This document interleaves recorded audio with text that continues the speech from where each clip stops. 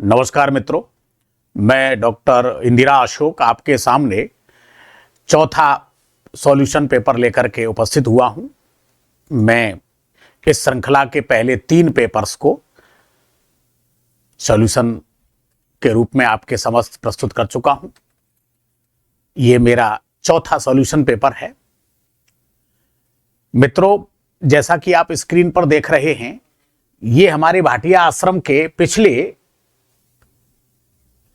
महान योद्धा, जिनको हमने अर्जुन की संज्ञा दे रखी है, ये महारथी हैं और ये 2007 में 5 थे, जो बढ़कर के 2010 में 6 हुए, 2016 में 26, 2021 में 34 और उसके बाद में अब आपका नंबर है। तो मैं मानता हूं कि इनमें आपका भी एक नाम अवश्य जुड़ेगा। इसी आशा और अपेक्षा के साथ मैं आपको यहां पहला प्रश्न हल करने के लिए उपस्थित हूं। देखिए क्या कह रहा है पहला प्रश्न। रचना के आधार पर वाक्य भेद के अनुसार भिन्न विकल्प है। ये यहां पर रचना के आधार पर वाक्यों के 3 भेद किए गए हैं। मैं आपको बता देता हूं, सरल वाक्य या साधारण वाक्य, मिश्रित या मिश्र वाक्य, और नंबर 3 संयुक्त वाक्य। मैं घर लौट आया था पर पिताजी अभी तक ऑफिस में ही थे। यहां पर आप देखेंगे, मैं घर लौट आया था, पिताजी अभी ऑफिस में ही थे, और ये किससे जुड़ा है? पर से। लेकिन, किंतु, मगर, परंतु, अपितु, वरन, ठीक है, और, अथवा, या, वा, इनसे अगर कोई भी, मतलब कोई भी वाक्य जुड़ा हुआ हो, क्योंकि जो संयुक्त वाक्य होते हैं उनमें 2 सरल वाक्य और, अथवा, या, वा, एवं, तथा, लेकिन, किंतु, मगर, परंतु, अपितु, वरन, पर, इनसे जुड़े हुए होते हैं। यहां पर आप देखेंगे, यहां पर भी गुरुजी हमें पढ़ा रहे थे और हरीश व सोहन आपस में बातें कर रहे थे। अब मैं आपको यहां बता देता हूं, मैंने ये दूसरा ऑप्शन यहां क्यों छोड़ा, वो मैं आपको बताऊंगा। क्योंकि यहां पर भी और आ रहा है और यहां पर भी और आ रहा है, लेकिन दोनों औरों में अंतर क्या है कि ऐसा नहीं है कि यदि कहीं पर भी आप किसी भी वाक्य के बीच में या 2 वाक्यों को और, अथवा, या, वा से जुड़ा हुआ देखें और आप आंख बंद करके तय कर लें कि यहां पर संयुक्त वाक्य है। ऐसा नहीं है। संयुक्त वाक्य के 2, मतलब संयुक्त 2 वाक्यों के बीच में अगर और, अथवा जुड़े, और, अथवा लगा हुआ हो, तो यह जरूर ध्यान रखें कि वहां पर वे वाक्य स्वतंत्र रूप से जुड़े हुए होने चाहिए। इसका मतलब है उनकी क्रियाएं 2 होनी चाहिए।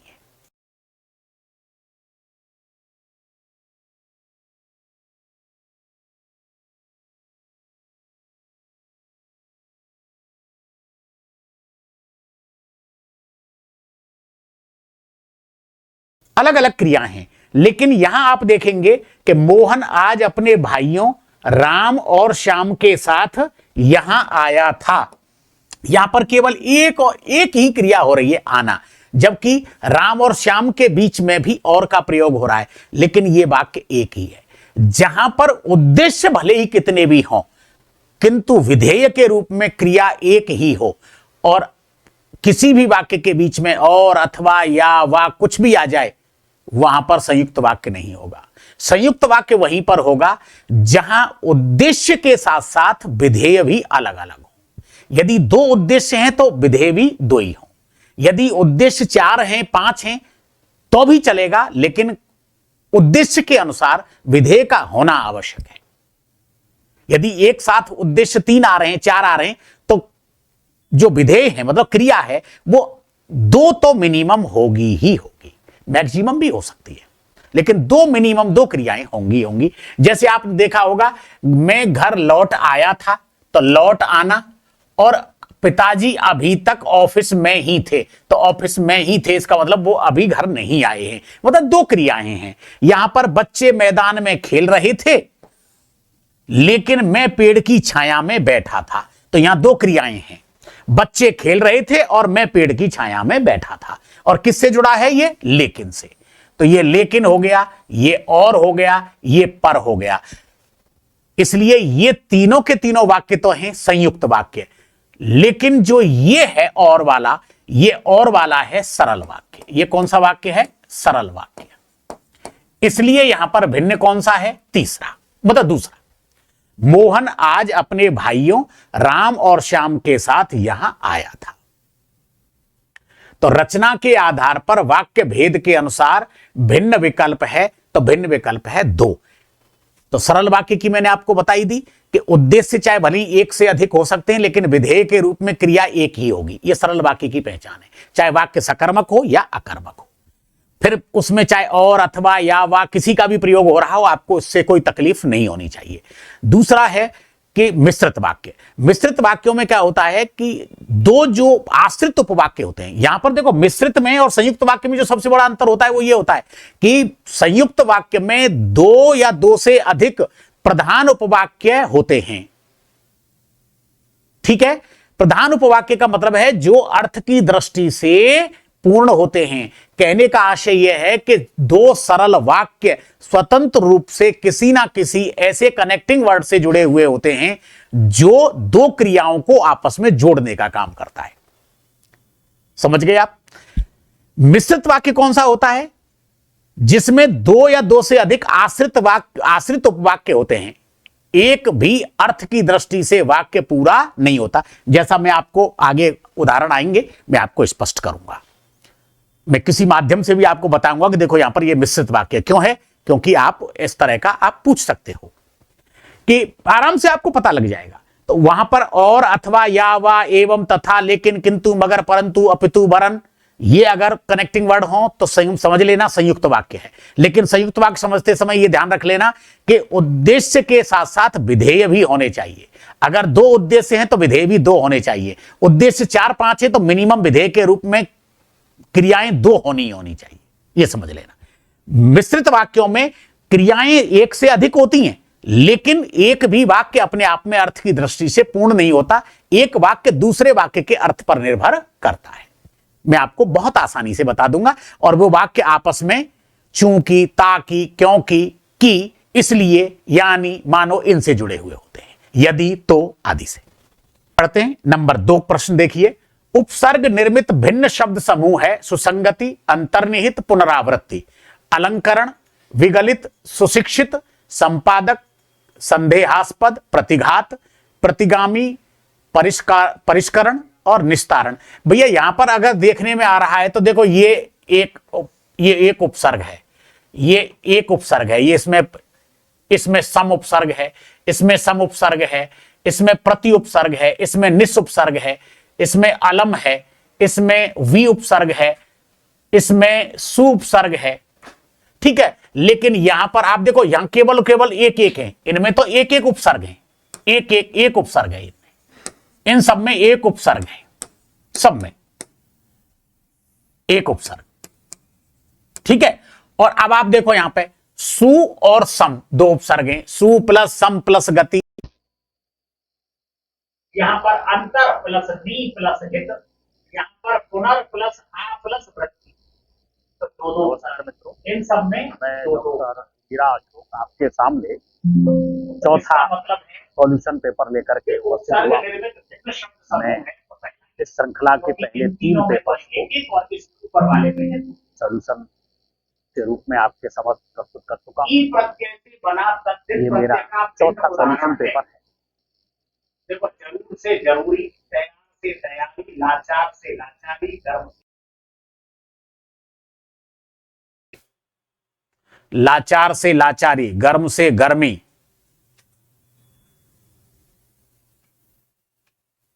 तैयार से तैयारी और जरूर से जरूरी। देखो ये तो हैं तीनों के तीनों, ये तो है तीनों के तीनों भाववाचक और ये है गुणवाचक, इसलिए इसका मतलब है कि फर्स्ट भिन्न उदाहरण फर्स्ट है। ठीक है, अगला क्वेश्चन देखिए।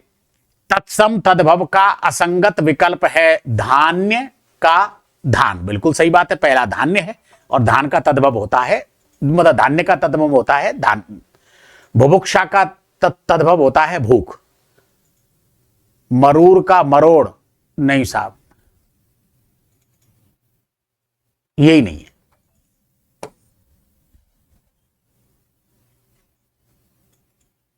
ये नहीं है इसका। मरूर,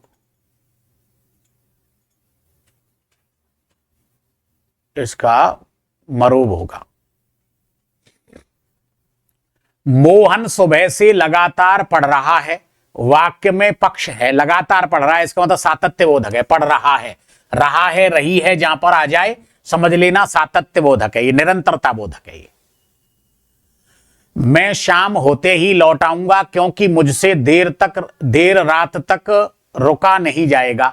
मैं शाम तक लौट आऊंगा क्योंकि मुझसे देर रात तक रुका नहीं जाएगा। वाक्य में वाच्य भेद है, तो मैं शाम होते ही लौट आऊंगा और मैं शाम होते ही लौट आऊंगी, तो आऊंगा आऊंगी, वे शाम होते ही लौट आएंगे। इसका मतलब है कर्ता के अनुसार क्रिया में अंतर आ रहा है। अंतर आ रहा है तो इसका मतलब है ये कर्तरीवाचक है, क्योंकि मुझसे देर रात तक रुका नहीं जाएगा। देर रात तक रुका नहीं जाएगा, मुझसे देर रात तक रुका नहीं जाएगा, मेरे द्वारा देर रात तक नहीं रुका जाएगा, उससे देर रात तक रुका नहीं जाएगा, उनसे देर रात तक रुका नहीं जाएगा। कोई परिवर्तन नहीं हो रहा, इसलिए भाववाच्य है। ये क्या हो गया? भाववाच्य। तो पहला वाक्य है कर्तरीवाचक और दूसरा वाच्य है भाववाच्य। तो कर्तरी और भाव तीसरा है। अब आप देखिए, मैंने अभी क्वेश्चन नंबर 1 में आपको बताया था मिश्रित वाक्य की पहचान। मिश्रित वाक्य की पहचान है यहां पर क्योंकि से जुड़ा हुआ है, ये मिश्रित वाक्य है। अब अगर आप यहां क्योंकि को बंद कर देते हैं, ये दोनों के दोनों आश्रित उपवाक्य हैं। मैं शाम होते ही लौट आऊंगा, ये वाक्य अधूरा है। मैं शाम होते ही लौट आऊंगा, कहां से कहां से? और दूसरा सेंटेंस है मुझसे देर रात तक रुका नहीं जाएगा, कहां? तो यहां पर उत्तर नहीं मिल रहा है, इसलिए दोनों वाक्य एक दूसरे पर आश्रित हैं।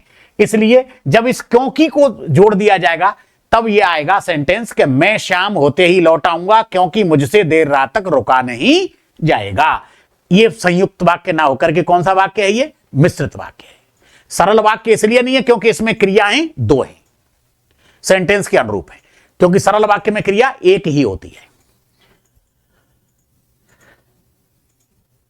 रवि आज हरीश के बारे में मोहन को बता रहा था कि वह इस बार परीक्षा नहीं दे पाएगा।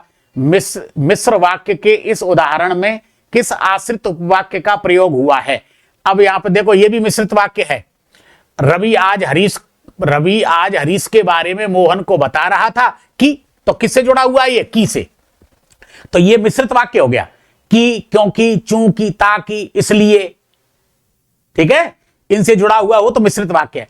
अब ये की से जुड़ा हुआ है इसलिए ये संज्ञा उपवाक्य हो गया। अगर ये चूंकि, क्योंकि, ताकि, इसलिए तो विशेषण उपवाक्य से जुड़ा हुआ होता। चलिए साहब, पारिभाषिक शब्द व हिंदी अर्थ संबंधी अनुचित युग्म है। ये टाइम ऑफ का मतलब होता है समय समाप्ति, समय बाद बाध्यता नहीं होता, तो यही गलत है भैया। अल्ट्रा वायर्स अधिकारातीत, बिल्कुल सही बात है। और ये है वेटिंग पुनरीक्षण, राइट ऑफ खारिज करना, तो राइट ऑप्शन फर्स्ट। चढ़ जा बेटा सूली पे भली करेंगे भगवान। लोकोक्ति का अर्थ क्या होगा? किसी के बहकावे में आकर कार्य करना, लापरवाही पूर्वक कार्य करना, बिना सोचे विचारे खतरा मोल लेना, अपनी क्षमता से अधिक बड़ा काम करना। बिना सोचे विचारे खतरा मोल लेना।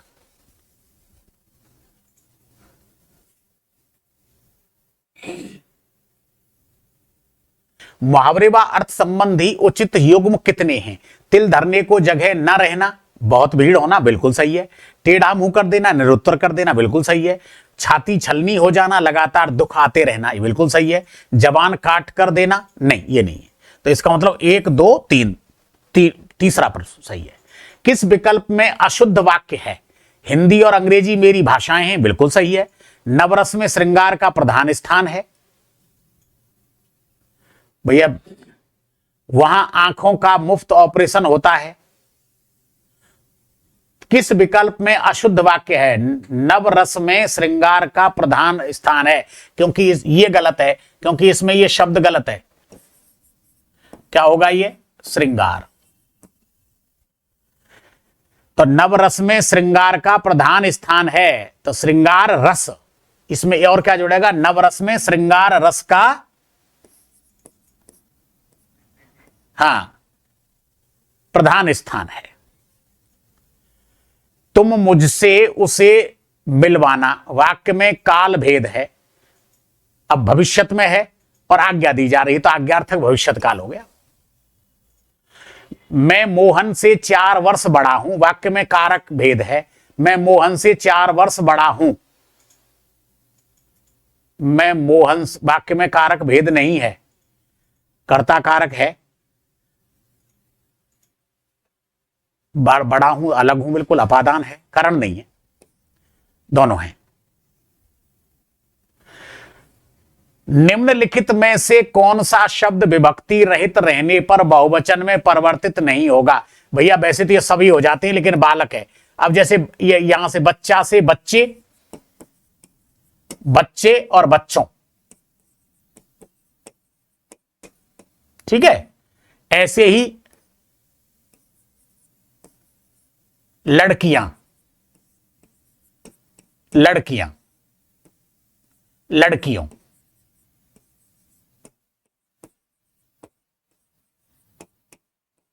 ठीक है। अब ये तो बालक से बालकों, ये भी हो जाता है।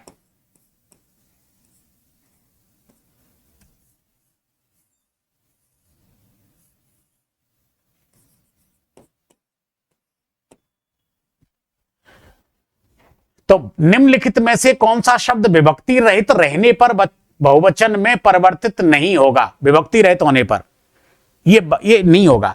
जैसे अब ये है कि बालकों ने, अब यहां तो ये है कि बच्चे खेल रहे हैं, बच्चे खेल रहे हैं, तो यहां हो जाएगा। ऐसे ही लड़कियां घूमने जा रही हैं, लेकिन यहां बालक से जैसे बालकों बन तो जाएगा, लेकिन इसका विभक्ति के साथ ही प्रयोग हो सकता है, बिना विभक्ति के नहीं होगा।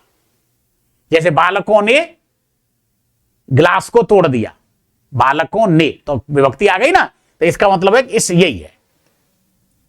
अगर विभक्ति का प्रयोग हो जाएगा तो फिर इसका भी हो जाएगा। तो इसलिए निम्नलिखित में से कौन सा शब्द विभक्ति रहित रहने पर बहुवचन में परिवर्तित नहीं होगा? तो ये नहीं होगा बालकों। पुल्लिंग व स्त्रीलिंग का अनुचित युग्म है। नायक का नायिका, लेखक का लेखिका, याचक का याचिका, मालिक का मालिका, नहीं मालकिन, मालकिन, मालकिन। तो यही है चौथा। किस विकल्प के सभी शब्द अशुद्ध, किस विकल्प के सभी शब्द शुद्ध नहीं हैं? श्रीमती, सारथी, सृष्टा शुद्ध नहीं है। सुभैती, व्याप्त, षणमुख, रीतिकाल, विलक्षणा, विरहणी, ये नहीं है। ये रीतिकाल होता है, बड़ी री और छोटी ती, रीतिकाल। विलक्षण, विलक्षण क्षेत्रज्ञ वाला छह आएगा, विलक्षण। और विरहणी में है पे छोटी की मात्रा है।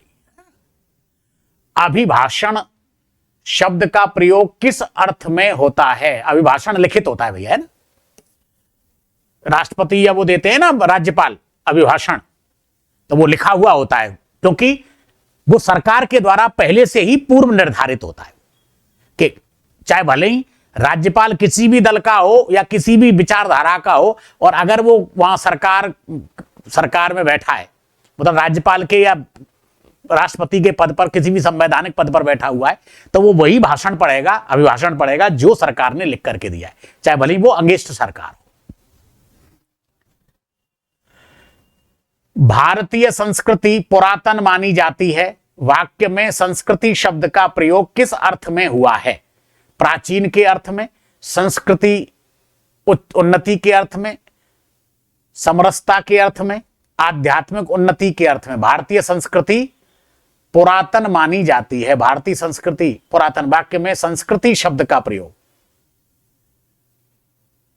आध्यात्मिक उन्नति, आध्यात्मिक उन्नति के अर्थ में। वह स्थान जो भ्रकुटियों के बीच में हो, वाक्यांश के लिए शब्द होगा त्रिकुटी, भ्रकुटी के बीच में त्रिकुटी, यह है एक स्थान बन जाता है ना, एक दोनों आंखों के बीच में ऐसे यूं करते हैं तो ऐसे एक किसी के तो खड़ी रेखा बनती है, किसी के आड़ी रेखा बनती है। युग्म शब्द व अर्थ वाला अनुचित विकल्प है रक्त रिक्त, रक्त बिल्कुल ये तो सही है। बाट और बाढ़ वृद्धि, पावस और पायस, पावस का मतलब पायस माने दूध, पास का मतलब नजदीक और पास का मतलब ये नहीं है। पावस तो ऋतु होती है। पावस देख रहीम मन कोकिल साधे मौन, अब दादुर बक्ता भय हमको पूछत कौन। तो पावस ऋतु, वर्षा ऋतु को कहते हैं पावस ऋतु। तो यही है। विलोमार्थी संबंधी असंगत युग्म है। संपन्नता का विपन्नता, शुद्धता का अशुद्धता होगा।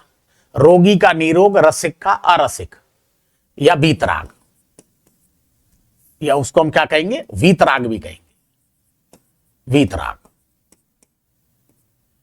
तो इसमें शुद्ध का होगा अशुद्ध, अशुद्धता।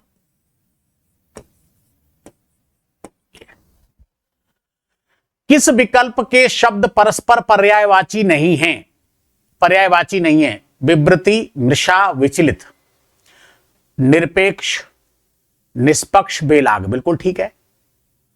अगम, बिटप, गाछ, बिल्कुल वृक्ष का है। अखात, कासार और खांडाली, ये नहीं है, ये तो सब सही है। किस विकल्प में परिमाणवाचक क्रिया विशेषण का प्रयोग नहीं हुआ है? परिमाण का मतलब नाप तोल मात्रा।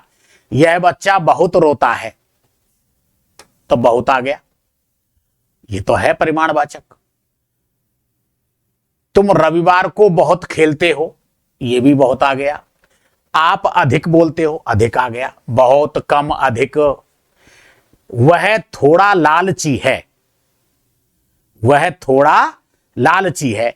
अब लालची तो हो गया विशेषण, ये तो हो गया विशेषण।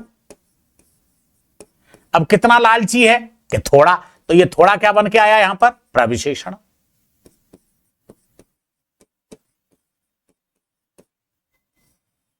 तो ये है, ठीक है। किस विकल्प में परिमाणवाचक क्रिया विशेषण का प्रयोग नहीं हुआ है? तो चौथे में नहीं हुआ है, क्योंकि तो प्रविशेषण है। संबंध बोधक अव्यय का उदाहरण पहचाने। संबंध बोधक अव्यय, मेरे आसपास होने के कुछ कारण हैं। अब देखो, संबंध बोधक अव्यय के लिए ये बहुत पहली बात है। संबंध बोधक अव्यय का मतलब है कि जिसमें दो या दो से अधिक, दो या दो से अधिक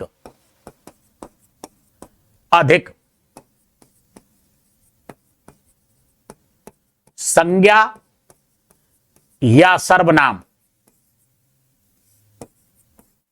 अरे सर्वनाम शब्द होंगे। 2200% कंफर्म है ये ध्यान रख लें।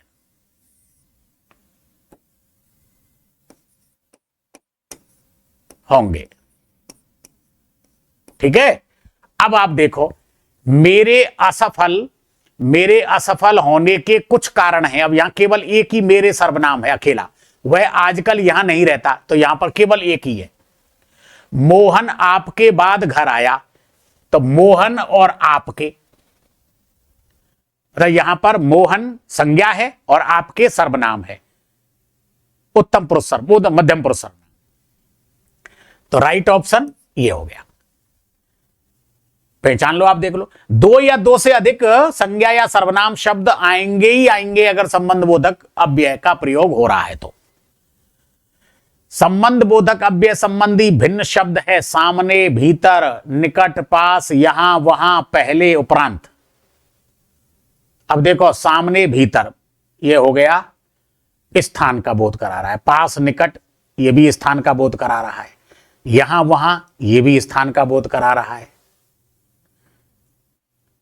तो ये तो सब स्थान का बोध कराने वाले हैं। ये तो स्थान के हो गए, ये तो स्थान वाचक हैं। स्थान बोधक मान लो, स्थान वाचक मान लो। और ये पहले उपरांत ये हो गया कालवाचक, ये कालवाचक है। तो ये भिन्न है।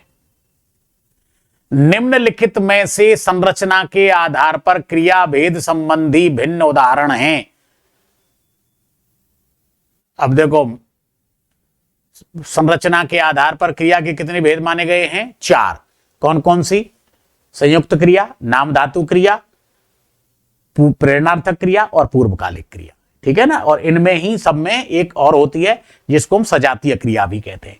तो देखो यहां चाल चलता है, तो चाल और चलता है, ये सजातीय क्रिया है। ये कौन सी है? सजातीय क्रिया, जहां पर क्रिया और कर्म दोनों समान हो, सजातीय।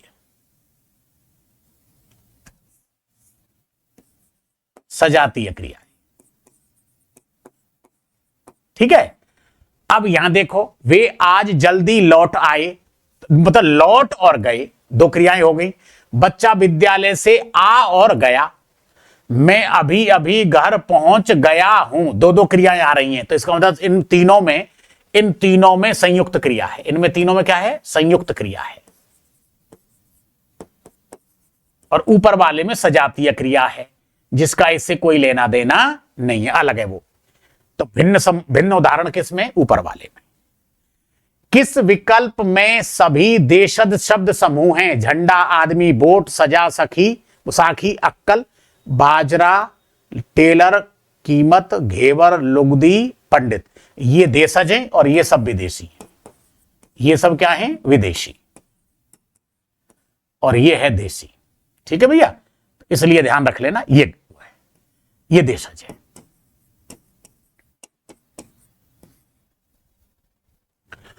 किस शब्द के अंत में आई प्रत्यय जोड़ने से प्रत्यय का भिन्न उदाहरण बनेगा? जैसे लड़ना, लड़ना प्लस आई, बुरा प्लस आई, पंडित प्लस आई, साफ प्लस आई। तो साफ से सफाई, पंडित से पंडिताई, बुरा से बुराई। ये तो सब तद्धित हैं। ये तो भाववाचक तद्धित प्रत्यय हैं। ये तो हैं तद्धित प्रत्यय। कौन से? भाववाचक। और ये है लड़ना प्लस आई बराबर लड़ाई, इससे भी लड़ाई बनेगा आई प्रत्यय लगाने पर। लेकिन ये है भाववाचक कृत प्रत्यय। ये कौन सा है? ये भाववाचक कृत प्रत्यय है।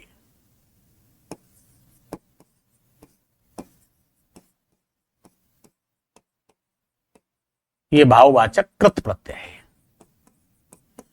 तो ये अलग है भैया। ये मैं बार बार आपको बता रहा हूं बेटा, पता नहीं ये प्रिंटिंग मिस्टेक हो रही है या क्या हो रहा है, मैं ये नहीं जानता। लेकिन लड़ कोई धातु नहीं है, क्योंकि कृत प्रत्यय का प्रयोग किसके पीछे होता है? धातु के पीछे होता है। और धातु नहीं है तो क्रियापद बनाना होता है। तो क्रियापद कब बनेगा? जब ना लगा देंगे। तो लड़ना प्लस आई बराबर लड़ाई बनेगा। ठीक है ना। हाँ, लड़ प्लस आई बराबर लड़ाई नहीं बनेगा। ये 98% किताबों में गलत लिखे हुए हैं। ये तो मैं आपको बार बार बेटा आगाह कर रहा हूं, ये गलती मत करना। इनको करने दो, इनको करने दो। तो लड़ना प्लस, क्योंकि सीधा सीधा हम कोर्ट में चैलेंज करेंगे इन लोगों। आप उसके लिए कतई चिंता ना करें, मेरे पास सारे प्रूफ हैं। आपको बिल्कुल घबराने की आवश्यकता नहीं। बस मैं जो कह रहा हूं ना वो प्रामाणिक है। क्यों प्रामाणिक है? क्योंकि मैं आपको तर्क दे रहा हूं कि यहां कृत प्रत्यय, और कृत प्रत्यय का प्रयोग किनके साथ होता है? धातु के साथ। क्योंकि कृत प्रत्यय की परिभाषा क्या है? कि वे शब्दांश जो किसी धातु के परे प्रयुक्त होकर के सार्थक शब्दों का निर्माण करते हैं, कृत प्रत्यय कहलाते हैं। और इनसे बनने वाले शब्दों को कृदंत कहते हैं। अब धातु चाहिए हमें, और धातु केवल और केवल संस्कृत में होते हैं, हिंदी में धातु होते ही नहीं है। हिंदी में तो क्रियापद होते हैं। हिंदी में धातु रूप उन्हीं शब्दों के प्रचलन में है जो संस्कृत से ज्यों के त्यों ग्रहण किए गए। जैसे लिख प्लस आई बराबर लिखाई, तो लिख धातु है। अब उस लिख धातु भी है और उसका क्रियापद भी है लिखना। क्योंकि आपने देखा होगा साइंस वाला विद्यार्थी कॉमर्स और आर्ट्स दोनों ही ले सकता है। लेकिन आर्ट्स या कॉमर्स का विद्यार्थी साइंस नहीं ले सकता। तो जिनके धातु रूप हैं उनका हम क्रियापद बना सकते हैं यदि बनता है तो, और जिनके केवल और केवल धातु रूप हैं उनके हम नहीं बना। जैसे उदाहरण के लिए मैं आपको बताता हूं, पठ धातु है, पठ धातु है, ठीक है। अब पठ धातु से अब हमको बनाना है पढ़ना, तो क्या पठ धातु से बनेगा पढ़ना? नहीं बनेगा। इसके लिए फिर हमें हिंदी का क्रियापद लेना पड़ेगा, पढ़ना। ये धातु संस्कृत का रूप है और ये हिंदी का रूप है, हम पठना नहीं बना सकते। लेकिन जब हमारे पास ये विकल्प है कि जैसे लिख धातु है, तो लिख प्लस आई बराबर, लिख प्लस आई बराबर भी लिखाई हो जाएगा। और अगर हमें इसका क्रिया रूप में प्रयोग करना है तो लिखना, लिखना प्लस आई बराबर क्या बनेगा? लिखाई। तो हम लिखना प्लस आई भी कर सकते हैं और लिख प्लस आई भी कर सकते हैं, ये हमें सुविधा है। लेकिन ध्यान रख लेना, अब जैसे बुराना, बुराना नहीं शब्द होता, क्योंकि ये तो तद्धित प्रत्यय, तद्धित प्रत्यय कौन से होते हैं? वे शब्दांश जो किसी संज्ञा, सर्वनाम या विशेषण शब्द के साथ प्रयुक्त होते हैं, तो ये शब्द के साथ होते हैं। जैसे बुरा क्या है? बुरा, भला, अच्छा, ये विशेषण है, विशेषण शब्द है। ये पंडित विशेषण शब्द है, साफ संज्ञा शब्द है ये, ठीक है। अब ये पंडित संज्ञा शब्द भी है, तो ये सब संज्ञा, सर्वनाम, विशेषण है ये, ठीक है। अब लेकिन लड़ ना तो संज्ञा है, ना सर्वनाम है, ना विशेषण है, कुछ नहीं है। तो लड़ क्या है? लड़ कुछ भी नहीं है, लड़ कोई शब्द ही नहीं है, ठीक है। तो इसका क्रियापद बनाने के हम क्या करेंगे? लड़ना। अब जैसे आप कहेंगे ना, अरे लड़, मैं देख लूंगा, तू तो लड़, तो वहां पर लड़ना प्लस अ बराबर लड़ बना है। बनाना, लड़ भी शब्द बनेगा ना, कर्म बना, कर्म रूप बनेगा इसका कि तू लड़,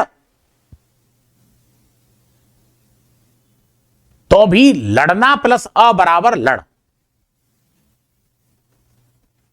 यही बनेगा। आइए अगला प्रश्न देखते हैं।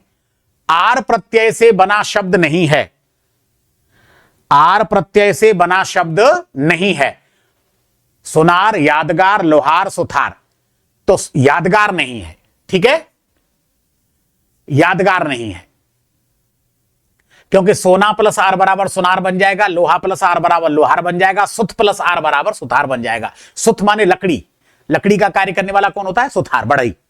तो यादगार शब्द नहीं है, इसमें तो याद प्लस गार शब्द है, गार, गार प्रत्यय है। उपसर्ग व अर्थ संबंधी विकल्प सुमेलित कीजिए। अब वही ए, बी, सी और डी। यहां पर सम का मतलब होता है अच्छी तरह, पूर्ण, दो, सम, समान, पूर्ण। औ का अर्थ होता है नीचे, बुरा, हीन, जैसे अवगुण। तो तीसरा। अन का होता है बुरा, अभाव, रहित, पहला, बिल्कुल। और नी उपसर्ग रहित, रहित, निषेध, बाहर, बिना, रहित, विशेष, चौथा। तो इसमें 2 3 1 4, 2 3 1 4 पहला ही है इसमें। आ उपसर्ग से बना शब्द नहीं है, आ उपसर्ग से बना शब्द नहीं है। आ जन्म, आ प्लस जन्म, आ प्लस कंठ, आविर प्लस भाव, आरोहण। तो ये तो बनेगा आविर, ये शब्द बनेगा। इसके लिए 2 शब्द प्रचलन में है, एक तो है आविही, और इसमें विसर्ग की जगह पे रे भी हो जाता है, तो वो बन जाता है आविर, आविर प्लस भाव। क्योंकि जो बच्चे संस्कृत बैकग्राउंड से संबंध रखते हैं उनको पता होगा कि विसर्ग के स्थान पर स होता है, स के स्थान पर रू, और रू के स्थान पर होता है र, तो आविर भी हो जाता है। तो आविर प्लस भाव बराबर आविर्भाव। तो इसमें नहीं है आ उपसर्ग, और सब में है आ प्लस रोहण, आ प्लस कंठ, आ प्लस जन्म। निम्नलिखित में से अनुचित समास विग्रह है। हाँ, हृषिक का है जो ईश। भैया देखो, एक तो पहले तुम्हें ध्यान सुन लेना, ये शब्द गलत है ना। शब्द कौन सा होता है शुद्ध? हृषिक प्लस ईश बराबर शब्द बनता है ऋषिकेश। क्या बनता है? ऋषिकेश, ये शब्द बनता है। ऋषिकेश का अर्थ होता है इंद्रियों का है स्वामी जो। इंद्रियों का है ईश जो या स्वामी जो। स्वामी जो कौन? श्री कृष्ण। श्री कृष्ण श्रीमद् भगवद गीता में अर्जुन बार बार भगवान श्री कृष्ण को ऋषिकेश कहते हैं। माधव, ऋषिकेश, इन शब्दों का उन्होंने प्रयोग किया है। कुछ पुस्तकों में ऋषिकेश का अर्थ शिव दे रखा है, ध्यान रख लेना, शिव नहीं होता है। ऋषिकेश का अर्थ होता है इंद्रियों का है ईश जो, कौन? श्री कृष्ण। यह है भगवान श्री कृष्ण के लिए यूज हुआ है और ये श्रीमद् भागवत गीता में आया है शब्द। तो ऋषि कहते हैं इंद्रियों को, इंद्रियों का है स्वामी जो या ईश जो। ठीक है, तो इंद्रियों का है ईश जो या ऋषि का है ईश जो। वज्र के हैं पानी में जिसके, नहीं, वज्र है पानी में जिसके, वज्र पानी इंद्र। मन में सृजित होता है जो कामदेव। दिशाएं ही हैं वस जिनकी अंबर वस्त्र। ठीक है ना, तो इसमें नहीं है, यह गलत अर्थ है। वज्र है पानी में जिसके, इंद्र। समास भेद व उदाहरण संबंधी असंगत विकल्प पहचाने जीव जंतु द्वंद्व समास भुवनत्रय या त्रिभुवन। भुवनत्रय या त्रिभुवन, यह भी बनेगा त्रिभुवन। त्रिभुवन, त्रिभुवन, त्रिलोक, ये इसी में आएगा। दिग् समास बिल्कुल सही है। पवन ऊर्जा, पवन की ऊर्जा बिल्कुल है। दुर्गति, अव्ययी भाव समास। असंगत विकल्प पहचाने, भैया एक बात ध्यान रख लेना, मैं आपको इसके लिए कह रहा हूं, इसमें अव्ययी भाव समास भी है, इसमें प्रादि तत्पुरुष समास भी है। प्रादि तत्पुरुष जिसको हम आगे चल करके किसके रूप में पढ़ते हैं? कर्मधारय समास के रूप में पढ़ते हैं। किसके रूप में पढ़ते हैं? कर्मधारय समास। क्योंकि प्रादि तत्पुरुष समास में क्या होता है? प्रथम पद होता है उपसर्ग मूलक और द्वितीय पद होता है संज्ञा शब्द। ठीक है, इस वजह से मैं आपको बता रहा हूं। और दुर्गति में अव्ययी भाव समास भी होता है। एक बात मैं आपको बिल्कुल डंके की चोट पर ठोक करके बता रहा हूं, अव्ययी भाव समास की 4 पहचाने हैं। अव्ययी भाव समास की 4 पहचाने कौन कौन सी हैं? पहला, प्रथम पद प्रधान होता है। प्रथम पद प्रधान होता है। दूसरी पहचान है प्रथम पद अव्ययी होता है। अव्ययी का मतलब अपरिवर्तनीय होता है, अव्ययी होता है। तीसरी पहचान है प्रथम पद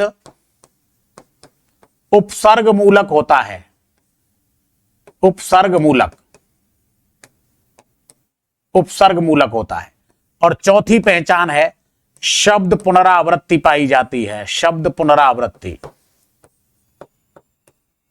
क्या पाई जाती है? शब्द पुनरावृत्ति पाई जाती है, रिपीटेशन। अगर ये चारों की चारों विशेषताएं मिल रही हैं तो भी अव्ययी भाव समास है, और अगर इनमें से कोई एक विशेषता मिल रही है तो भी उस शब्द में अव्ययी भाव समास है। तो दुर्गति में कौन सा उपसर्ग है? दुर। दुर प्लस गति, तो इसका मतलब है कि प्रथम दृष्टया इसमें अव्ययी भाव समास भी होगा। समझ गए ना आप?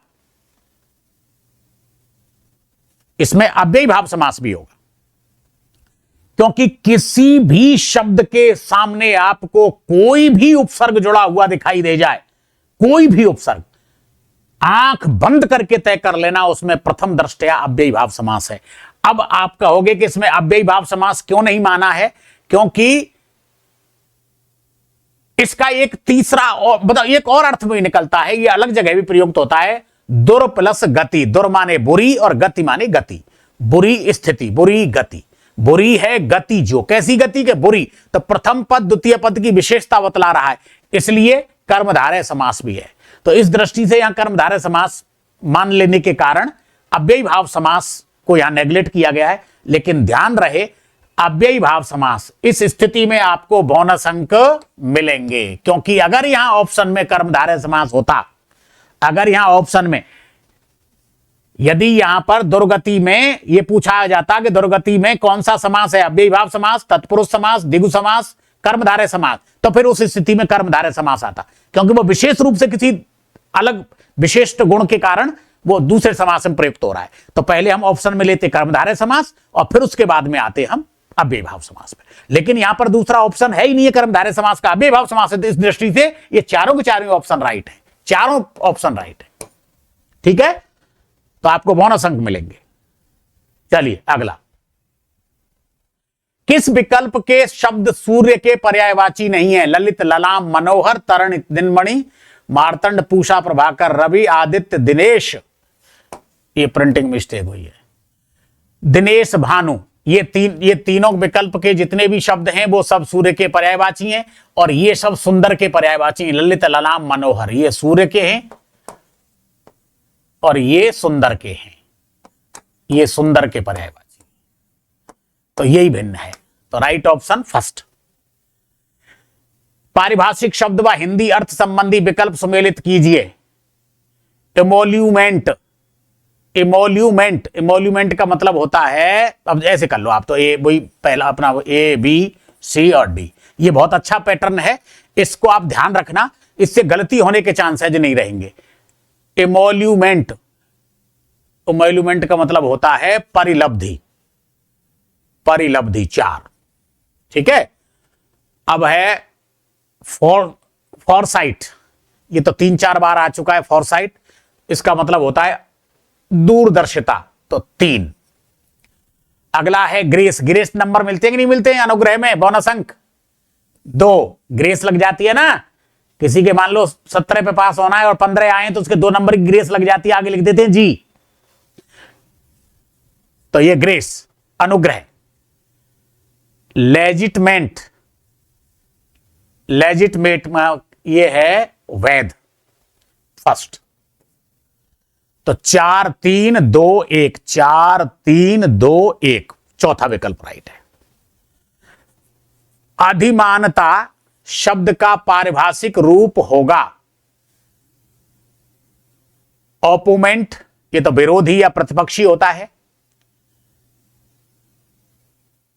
प्रेरोगेटिव परमाधिकार, एक्सक्यूजेबल, एक्सक्यूजेबल कर देते हैं ना, ये भी शब्द पहले आया हुआ है, एक्सक्यूज मी तो मतलब क्षमा, और हार्ड कैश का मतलब नकदी या रोकड़। हार्ड कैश जगह साहब उसके पास हार्ड कैश 2 करोड़ पड़े घर पे, नगद। लोकोक्ति व अर्थ संबंधी असंगत विकल्प है माया बादल की छाया, माया बादल की छाया, धन से सब कुछ कार्य होते हैं ना, असंगत विकल्प। अरे नहीं साहब, माया बादल की छाया होते हैं, नहीं नहीं, माया बादल की छाया, तो माया का मतलब धन और बादल का मतलब बादल होते ही क्लाउड्स। तो गोस्वामी तुलसीदास जी ने बहुत अच्छा लिखा है, धन बादल के एक स्वभाव आवत जात लखे नहीं काऊ। धन और बादल इनका एक ही स्वभाव है, कब आ जाएं और कब चले जाएं किसी का बाप को पता नहीं चलता। ठीक है ना, तो इसका मतलब है कि धन और बादलों में अस्थिरता होती है, तो धन से सब कुछ कार्य नहीं होता। भरी गगरिया बहती जाए, ज्ञानी आदमी गंभीर होता है, बिल्कुल साहब, और इसका विपरीत है अधजल गगरी छलकत जाए। मरी बछिया बामन के सिर, ठीक है ना, व्यर्थ का दान, जैसा कि आपने कठोपनिषद में अगर किसी को याद हो तो पढ़ा हो, उसमें नचिकेता अपने पिता जब उनके वो थे ना, वो उद्दालिक ऋषि, वो जब दान दे रहे हैं ना, तो वो बच्चा देख रहा है और उसके मन में जो जिज्ञासा पैदा हो रही है वो हो रही है कि पीतोदिका जगत्रना दुग्धदोहा अरिंद्रिय अनंता नाम ते लोका ताम अददात, कि मेरे पिताजी उस लोक में जाएंगे जहां आनंद नाम की कोई चीज है ही नहीं, मतलब नरक को जाएंगे वो, क्योंकि वो ऐसी गायों का दान कर रहे हैं कि जिन्होंने पीतोदिका, जिन्होंने जितना जल पीना था वो पी लिया, जगत्रना जितना दूध मतलब जितना चारा खाना था चर लिया, दांती नहीं है उनके, अब चारे चर ही नहीं सकते, उनकी क्षमता ही नहीं है। पीतोदिका जगत्रना दुग्ध दोहा, और जितना उनको दूध देना था उतना देना था वो दे दिया, क्योंकि वो आगे बच्चे ही नहीं देंगे, निरिंद्रिया, क्योंकि अब वो बच्चा पैदा ही नहीं कर पाएंगे। अनंदा नाम ते लोका ताम अददात है, तो अर्ध भोजन वर्धगाय दाता दे नरक को जाए, तो आधा भोजन नहीं कराना चाहिए किसी को, और बढ़ती हुई गाय दान नहीं करनी चाहिए, दूध देने वाली गाय दान करो ताकि जाते ही सामने वाला पिए और मस्त से आशीर्वाद दे। ठीक है, तो मरी बछिया बामन के सिर, व्यर्थ का दान करना, मतलब ये लगा लो साहब, आपने देखा होगा मंदिर में लोग बाग ऐसे नोट को चढ़ा के आएंगे जिसको बाजार में कोई लेने को तैयार नहीं हो, या कन्यादान में उस नोट को लिखा के आएंगे जो बिल्कुल 4 तरीके से फटा हुआ हो। तो दान दक्षिणा भी इसी तरह की करते हैं, जो काम की चीज नहीं है वो दान कर दई। शर्म की बहू नित भूखी मरे, शर्म करने से कष्ट उठाना पड़ता है, बिल्कुल साहब। जाने करी शर्म बाके फूटे करम। तो यहां पहला है साहब, माया बादल की छाया। धन से सब कुछ नहीं होता, धन और बादल बदलते रहते हैं, इनका स्वभाव अस्थिर होता है। 12 गांव का चौधरी 80 गांव का राव, अपने काम ना आवे तो ऐसी की तैसी में जाव। बिल्कुल सही बात है। जो काम का ही नहीं है, क्या फायदा उसका। कुछ लोग आपने ऐसे ही देखे होंगे, आपने देखा होगा आजकल ये और चल रहा है कि मैं आपको वास्तविकता बता रहा हूं बेटा, मैं देख रहा हूं स्वयं भी कि जब तक कोई ये बड़े बड़े अधिकारी, चाहे मैं सभी जातियों की बात कर रहा हूं, एक तो आप जाति ही और धर्म से ऊपर उठ करके अपने आप की सोच को पैदा करो, क्योंकि ये हमें पता नहीं कहां किस ओर ले जा रहे हैं ये चीजें। और पूरी पूरी पूरी पूरी जनता बांट दी इन लोगों ने। और आप ताज्जुब करोगे, जो जितनी धर्म की बातें करते हैं ना, उन सबके बच्चों ने अंतर धर्म में, मतलब अंतर धार्मिक उन्होंने शादियां कर रखी हैं। आप देख लो, किसी को भी देख लो, जो हिंदू मुस्लिम करता हो उनके बच्चों ने अंतर जातीय विवाह कर रखे, मतलब अंतर धार्मिक। और जो बामन बनिया और सब SC ST करते फिरते हैं, उनके बच्चों ने भी अंतर जातीय विवाह कर रखे हैं, आप देख लेना कभी भी। और जब तक वो किसी उच्च पद पर आसीन है, तब तक उन्होंने अपनी समाज का कभी उद्धार नहीं किया। कोई भी मिलने गया उनके पास तो इल्ले बिल्ले लगा करके उनको बेवकूफ बना के भेज दिया, जब तक वो पद पे रहे तब तक। तो क्योंकि इन लोगों की सोच पता है क्या होती है, इन बड़े बड़े अधिकारियों की, नेता मिनिस्टरों की, ये हम लोगों के, हम जैसे सामान्य जो मध्यम वर्ग के लोग हैं, उनके कंधे पर रख के बंदूक चलाते हैं, हमको वोट बैंक समझते हैं ये केवल। इसके अलावा इनके जीवन में कोई उद्देश्य ही नहीं है। ये पागल बनाते हैं ये जाति और धर्म के नाम पर। और जैसे ये रिटायर होते हैं, फिर जाजम पे बैठ जाएंगे और साहब हम तो इस समाज के लिए सब कुछ करेंगे, मरेंगे मिटेंगे साहब, सौगंध खाएंगे 100-100। ये आपने देखा होगा, बहुत तगड़े नाटकिया होते हैं ऐसे लोग, क्योंकि इनके पास उल्लू बनाने की बहुत सारी शक्ति होती है। क्योंकि इन बड़े बड़े पदों पर डिप्लोमेट ही बैठते हैं, और हम जैसे सामान्य व्यक्ति में इतनी बुद्धि कहां है। लेकिन ध्यान रख लेना, ये बात बिल्कुल सत्य बात कही है कि 12 गांव का चौधरी 80 गांव का राव, अपने काम ना आवे तो ऐसी की तैसी में जाओ। जो अपने काम का नहीं है, जो अपने समाज का नहीं है, अपने घर परिवार का नहीं है, जो किसी का भला नहीं कर सकता, उसकी ऐसी की तैसी, बहिष्कार करो उस नालायक का। तो जो हमारे काम का नहीं है, उससे हमें क्या लेना देना। जो अपने आप में होशियार बनता है, नहीं ये नहीं है, बड़ा होकर किसी के काम ना आए, बड़प्पन व्यर्थ। बड़ा होने से अच्छा सामान्य बनकर जीवन यापन। तो देखो, बड़ा होकर किसी के काम ना आए तो बड़प्पन व्यर्थ है, उसका बड़ा होना व्यर्थ है। बड़ा हुआ तो क्या हुआ, जैसे पेड़ खजूर, पंछी को छाया नहीं, फल लागत अति दूर, बेकार। सब अपने ही नुकसान की बात करते हैं, अर्थ वाली लोकोक्ति है। धोबी रोबे धुलाई को, मियां रोबे कपड़े को। बिल्कुल सत्य बात है। आप कहीं चले जाओ साहब, बड़ी बड़ी दुकानें खोल करके किसी भी परचूनी की दुकान पर चले जाओ, किसी भी दुकानदार के पास चले जाओ, अरे भाई साहब क्या बात कर रहे हो, आजकल धंधा ही नहीं रहा भाई साहब, अठन्नी चबन्नी का धंधा हो रहा है। बड़ी मुश्किल से 100-200-500 रुपए हो पाते हैं शाम तक। तो फिर तेरे बाप दादे कह के मर गए कि भैया तू यह दुकानें खोल के बैठी, बंद कर सुधर। लेकिन वो महान झूठे हैं, वो रोते ही रहते हैं। और जबकि रोज 50-100-1000 लाख 2 लाख कमाते हैं रोज। और लेकिन उनसे कभी बात कर लो, अरे भाई साहब आजकल धंधा नहीं रहा साहब, आजकल तो कुछ नहीं साहब, चवन्नी अठन्नी के धंधे हो गए साहब, बड़ा कंपटीशन हो रहा है। कैसे पागल बनाते हैं देख लो आप। तो सब अपने ही नुकसान की बात करते हैं, क्योंकि धोबी रोबे धुलाई को और मियां रोबे कपड़े को। तो धोबी तो ये कहता है साहब, अब आजकल कौन प्रेस करवाता है साहब, घर सब लोगों ने अपने घर पे प्रेस करनी चालू कर दी साहब। आजकल तो ऐसी मशीन आ गई साहब, प्रेस होवा करके आती है, सब कपड़े धुल धुला करके प्रेस होकर के बाहर निकलते हैं साहब, ठीक है ना। और मियां रोब है कपड़े को, तो मियां कपड़े को क्यों रोता है, क्योंकि उसको रंगाई के पास, उस रंगाई के वो खत्म कर दिया मामला। आजकल तो दर्जी वर्जियों को भी ऐसी तैसी कर दी है रेडीमेड ने। चलिए साहब, खैर आगे चलते। लंगोटी में फाक खेलना, दरिद्रता में भी आनंद लूटना, इसको कहते हैं साहब मजे में रहो। फली के 2 टूक करना, फली के 2 टूक करना, इसका मतलब है कि अपनों से दूर होना, संकट से बाहर आना, शत्रुता निभाना और नाता तोड़ना। फली के 2 टूक करना, फली के 2 टूक करना, नाता तोड़ना। यह है।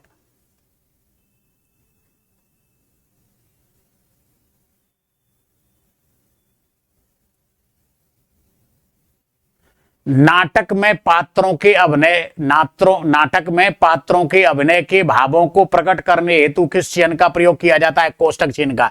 जैसे आपने देखा होगा ऐसे नाटक में संवाद लिखते हैं ना रमेश, और कोष्टक में लिखते हैं तम तमाते हुए, तम तमाते हुए, तम तमाते हुए। इसका मतलब है कि अब उसको ऐसे ही भाव बनाने, तो यहां कोष्टक में लिख दिया और फिर अगला सेंटेंस, ठीक है ना, ये यहां सेंटेंस और फिर पूर्ण विराम। तो यहां क्या है, किसका प्रयोग करते हैं हम? कोष्टक चिन्ह का। तो राइट ऑप्शन को ये। समानाधिकरण उपवाक्यों के बीच जब कोई संयोजन चिन्ह न हो तो किस चिन्ह का प्रयोग किया जाएगा? अल्प विराम का। ठीक है, जैसे उदाहरण के लिए मैं आपको एक सेंटेंस बता रहा हूं, राम और मोहन व उसके पिताजी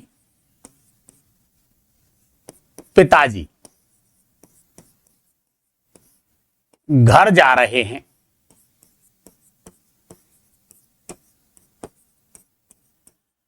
अब आप देखो यहां पर ये और ये व,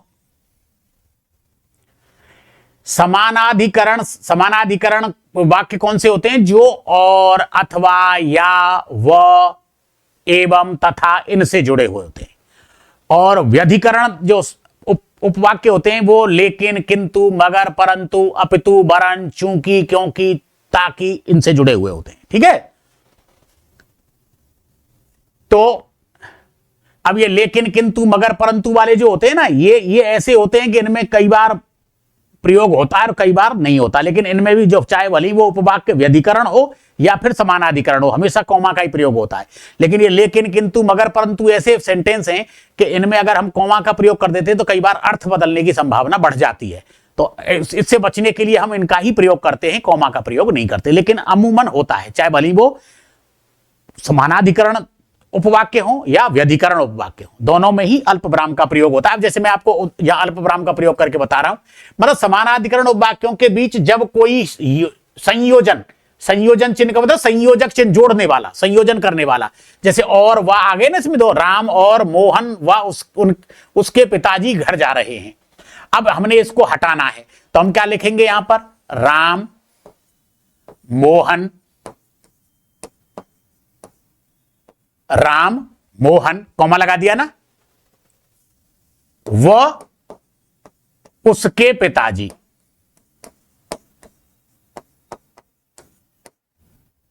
घर जा रहे हैं।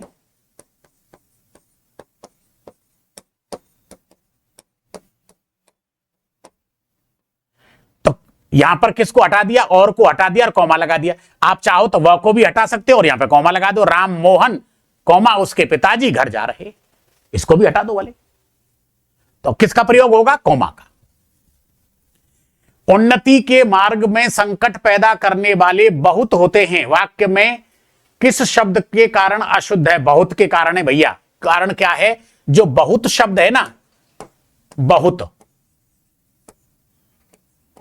और ये होता है अनेक। अब देखो बहुत और अनेक में क्या है? अनेक। ये अनेक शब्द तो आता है संख्यावाची है। ये तो क्या है? संख्यावाची। इससे तो संख्या का बोध होता है, ठीक है। और इससे होता है परिमाण का, नाप, तोल, मात्रा संबंध, ये परिमाण का बोध कराता है। तो उन्नति के मार्ग में संकट पैदा करने वाले बहुत होते हैं। तो बहुत कौन है? लोग। बहुत लोग होते हैं टांग खींचने वाले। तो लोगों की क्या होगी? संख्या ही तो होगी, परिमाण थोड़ी होगा, नाप तोल थोड़ी होगा। तो बहुत की जगह पे क्या आएगा कि उन्नति के मार्ग में संकट पैदा करने वाले अनेक होते हैं, मतलब अनेक लोग होते हैं, राइट। तो ये ध्यान रख लेना। तो यहां अनेक आएगा। निम्नलिखित में से शुद्ध वाक्य पहचाने। मैं आपके दर्शन करने आया हूं, ये ऐसे शुद्ध होगा। उनको जल्दी घर जाना था, उनको नहीं उन्हें। इतना आलस्य ठीक नहीं, ये सही है। मेरे से कुछ मत पूछिए, मेरे से नहीं मुझसे, तो ये सही है। शुद्ध वाक्य यह है कि इतना आलस्य ठीक नहीं, ये राइट है, बकाया सब तीनों अशुद्ध हैं। वकीलों ने कागजात का निरीक्षण किया, वाक्य में किस शब्द से शुद्ध होगा? उपयुक्त तीनों से ही, क्योंकि देखो हम ये भी कर सकते हैं कि वकीलों ने कागजातों का अवलोकन किया, वकीलों ने कागजातों का परीक्षण किया, वकीलों ने कागजातों की जांच की, तो तीनों से ही हो जाएगा। किस विकल्प में मिश्र वाक्य का प्रयोग हुआ है? मिश्र वाक्य का मैंने आपको क्या बताया? दो आश्रित उपवाक्य परस्पर लेकिन किंतु मगर परंतु चूंकि ताकि क्योंकि इसलिए कि इनसे योजक शब्दों से जुड़े हुए होते हैं। उन्हें भीतर भेज दो और तुम घर चले जाओ, तो देखो भेज दो और तुम चले जाओ, दो क्रिया हो गई और किससे जुड़ा हुआ है? और से। इसका मतलब है कि यह संयुक्त वाक्य है। बच्चा रो रहा था लेकिन मां ध्यान नहीं दे रही थी, तो बच्चा रो रहा था और मां ध्यान नहीं दे रही थी, और किससे जुड़ा हुआ है? ये लेकिन से। तो लेकिन किंतु मगर परंतु ये तो किस में आएंगे? संयुक्त वाक्य में। वह शीघ्र लौट आया था किंतु सो नहीं पाया, तो लेकिन किंतु सो नहीं पाया, दो ही आया था, नहीं पाया है ना, वही है। मैं आज नहीं लौट पाऊंगा क्योंकि अभी काम पूरा नहीं हुआ है, तो यहां पर क्या आ गया? क्योंकि आने के कारण चूंकि, ताकि, क्योंकि, इसलिए कि, ये सब क्या है? मिश्रित वाक्य है। तो राइट ऑप्शन फर्स्ट। अब आप देख लो, यहां आप देखेंगे ना, यहां और का, उन्हें भीतर जाने दो, उन्हें भीतर भेज दो, तुम घर चले जाओ, आज्ञा दी जा रही है। तो आज्ञार्थक वाक्य ऐसे ही होते हैं। बच्चा रो रहा था, मां ध्यान नहीं दे रही थी, पूरे पूरे वाक्य हैं। वह शीघ्र लौट आया था, वह सो नहीं पाया था, देख लीजिए आप। लेकिन यहां पर अगर करेंगे तो मैं आज नहीं लौट पाऊंगा, अभी काम पूरा नहीं हुआ है। अब मैं आज लौट नहीं पाऊंगा, क्यों नहीं लौट पाऊंगा? अभी काम पूरा नहीं हुआ है। लेकिन इसको किससे जोड़ना पड़ेगा? क्योंकि से, क्योंकि यहां पर कार्य कारण संबंध पूरा नहीं हुआ है। तो राइट ऑप्शन फोर्थ। निम्नलिखित में से शुद्ध शब्द होगा, निम्नलिखित में से शुद्ध शब्द होगा तात्कालिक, त्रिपुरारी। निम्नलिखित में से शुद्ध शब्द नहीं होगा, ऐसे करना भैया, नहीं होगा, ठीक है। तो कौन सा नहीं है? तत्वावधान। अब मैं बता देता हूं आपको ये कैसे लिखा जाएगा। तत्व प्लस अवधान, अवधान बराबर तत्वावधान, तत्वावधान ऐसे लिखा जाएगा, ठीक है। अब मैं आपको एक बात और बता देता हूं, वैसे ये शब्द भी गलत है, ये शब्द भी क्या है? गलत है, क्योंकि ये शब्द बना है तन प्लस दुरुस्त, तो हिंदी प्लस फारसी दुरुस्त, और ये शब्द एक्चुअल में ये है, ये तन दुरुस्त, असली में ये शब्द है, ये ध्यान रख लेना। उससे अपभ्रष्ट होते होते भगवान मालिक, ये किसने गड़बड़ी पैदा की, ये शब्द यूज में लाना प्रारंभ कर दिया, जबकि ये शब्द गलत है। शब्द शुद्ध कौन सा है? तन दुरुस्त, मतलब जिसका शरीर दुरुस्त हो, ठीक हो, जो फिजिकली मेंटली ठीक ठाक हो, वो होगा तन दुरुस्त। और ये आप कहेंगे कि साहब आपको कैसे पता? साहब हमने तो यही पढ़ा है। तो मैं आपको बता देता हूं, हिंदी उर्दू शब्दकोश है, उत्तर प्रदेश अकादमी का है, ये उत्तर प्रदेश ग्रंथ अकादमी का, आप उसमें देख सकते हैं, ऑथेंटिक पुस्तक का है। मैं बिना प्रूफ के आपको कोई बात नहीं करूंगा, आप चाहोगे तो मैं आपको प्रूफ दे दूं। अनुचित स्वर के कारण बना अशुद्ध शब्द होगा तिलांजलि, क्योंकि इसमें क्या आएगा? ली छोटी आएगी। ये गौरवता, ये शब्द की गलती है, इसमें गौरव होगा शब्द। गणमान्य नहीं होता शब्द, या तो गणमान्य होता है या गण्यमान्य होता है, ये दो शब्द चलते हैं। ये या तो गणमान होता है, गणमान, या होता है गण्यमान, गण्यमान्य, गण्यमान्य, ठीक है। ये दोनों शब्द जैसे शब्द होते हैं ना, एक तो होता है पूजनीय, या फिर शुद्ध होता है पूज्य। पूज्यनीय शब्द अशुद्ध होता है, यह शब्द गलत होता है। ठीक है, आइए।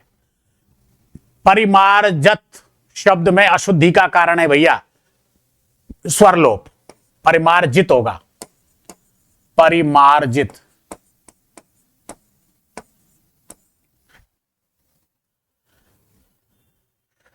ये पीटीआई की नई टेस्ट सीरीज आरंभ हो रही है। पहला बड़ा पेपर 5 अप्रैल 2026 रविवार को होगा और हमारे सभी सेंटर्स पर होगा ये, तो कृपया बच्चों को बताएं और उनको लाभान्वित करें। बहुत बहुत धन्यवाद।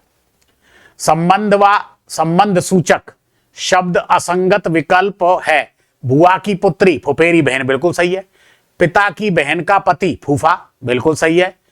पुत्री का पुत्र भांजा नहीं होता भैया, पुत्री का पुत्र होता है, ये गलत है, शुद्ध ये होगा जिसको हम कहते हैं दोहिता,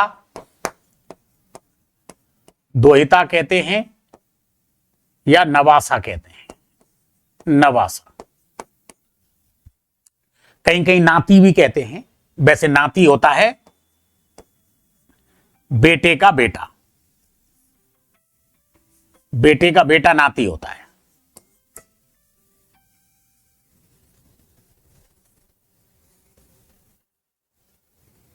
ठीक है, पुत्र की स्त्रीलिंग पौत्र, तो यह गलत है।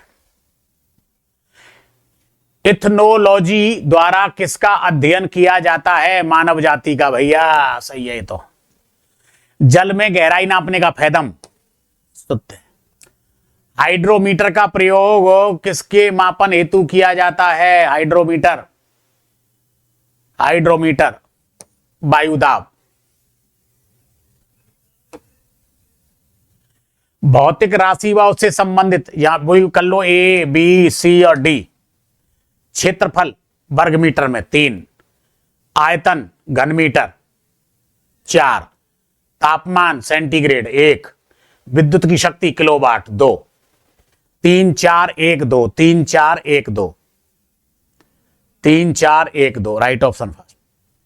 मस्तिष्क के चिंतन से निश्चित किए गए तथ्य को कहते हैं विचार। किसी अमंगल की कल्पना से मन में उठने वाला क्या कहलाता है? आशंका। अल्पकालिक व विशिष्ट होता है लक्ष्य। वाक्यांश व शब्द संबंधी अनुचित विकल्प है जो अपने आप से उत्पन्न होता हो। स्वयं सिद्ध नहीं, स्वयंभू, यही गलत है, स्वयंभू होगा, स्वयंभू। सर्वव्यापी, शमशान, वृत्तिकाग्राही, ये तो सही है। वंशानुगत शब्द का प्रयोग किस अर्थ में होता है? जो वंश के अनुसार जन्मा हो, नहीं। वंश परंपरा के अनुसार, परंपरा के अनुसार वंश की पहचान, नहीं, वंश परंपरा के अनुसार, राइट ऑफ। चलिए 61, देवताओं पर चढ़ाने हेतु बनाया गया दही, घी, जल, चीनी और शहद का मिश्रण मधुपर्क या जिसको हम पंचामृत भी कहते हैं, पंचामृत। तो ये मधुपर्क कह लीजिए या इसको पंचामृत कह लो। घी, दूध, दही, शहद, शक्कर का मिश्रण होता है। इंफ्रास्ट्रक्चर, इंफ्रास्ट्रक्चर का हिंदी अर्थ होता है आधारभूत संरचना या आधारिक संरचना, राइट ऑप्शन सेकंड। ये पहले भी आ चुके हैं इसलिए मैं बता रहा हूं। आकलित अर्थ वाला पारिभाषिक शब्द है क्यूम्यूलेटिव, आकलित, डिडक्शन कटौती, डिमोरेज विलंब शुल्क, ये तो राइट ऑप्शन फर्स्ट ही है। कंसोलिडेशन, कंसोलिडेशन का मतलब होता है चकबंदी या समेकन। ये उत्तर प्रदेश में होती है चकबंदी।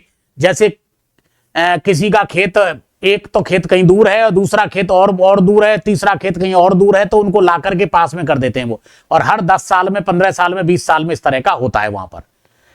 कभी जिसका यहां है आज, उसका दूसरा अलग चक दे दिया जाएगा कहीं पर भी। यह है, तो वो चकबंदी चलती है, ऐसा राजस्थान में नहीं है। मान शौक, कारंडव और मुक्त भुक, ये पर्यायवाची किसके हैं? ये तो भैया हंस के हैं। वैसे मान शौक और मुक्त मुक्त भुक ये हंस के हैं, और ये कारंडम कह सकते हैं हंस को, वैसे ये बगुला वगैरह को भी यूज होता है। अहम और अहंकार, तो अहम का मतलब महत्वपूर्ण, अहम का मतलब महत्वपूर्ण। अभिसार और अभिसार, अभिसार का मतलब प्रेमी से छिपछिकर मिलना, और अभिसार का मतलब लड़ाई या युद्ध, राइट, लड़ाई, ये लड़ाई या युद्ध, इसके लिए भी आता है ना। तो राइट ऑप्शन सेकंड। सही विलोम युग्म नहीं है, सार्थक का निरर्थक, सनातनी का रूढ़िवादी नहीं, प्रगतिवादी। सही है प्रगतिवादी, प्रगतिवादी। ये मार्क्सवादी विचारधारा जो ईश्वर को नहीं मानते, ये अनास्तिक, सचेष्ट का निश्चेष्ट, सवर्ण का असवर्ण। आलोक और आलोक, और ये तो प्रकाश और सुनसान, क्या शून्य, शून्य, यही है। उपसर्ग से किस शब्द का विलोमार्थी नहीं बनेगा? संश्लिष्ट का विश्लिष्ट बनेगा, इसका और तो सबका हो जाएगा, यही किसी का नहीं बनेगा। नाभिजन्य, हिरण्यगर्भ, करतार, ये शब्द भैया ब्रह्मा जी के हैं, नाभि से प्रकट हुए ना भगवान विष्णु की नाभि से। और हिरण्यगर्भ है भूत से जाते पत्रे के आशी सदार प्रतिबिंब देवमानचे कस्मई देवाय हवसा विधेमा, ये ऋग्वेद के पुरुष सूक्त में है। हिरण्यगर्भ है भूत से जाते पत्रे के आसीत सददार प्रतिबिंब देवमानचे कस्मई देवाय हवसा विधेमा, पहली ही ऋचा है। अनुचित संधि विच्छेद वाले कितने विकल्प हैं? सिद्ध प्लस ईश्वरी, भैया ये होगा सिद्ध प्लस ईश्वरी, सिद्ध प्लस ईश्वरी।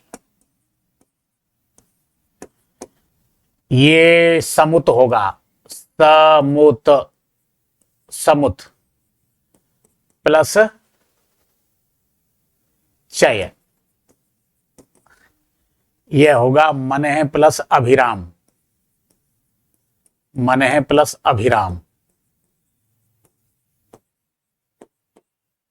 मन है प्लस अभिराम।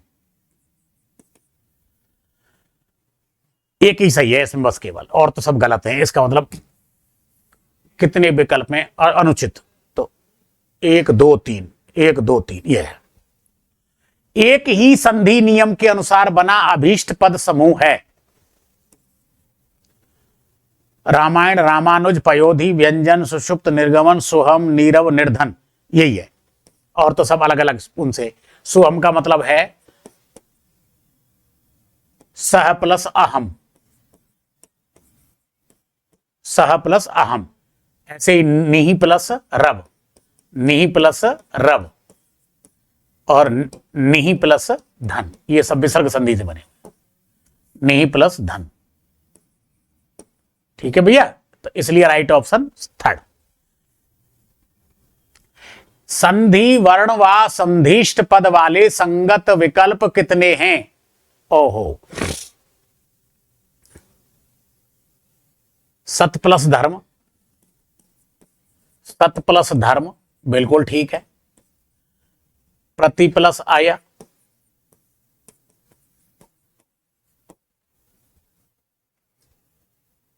चमी वीक्षण, तो चमू प्लस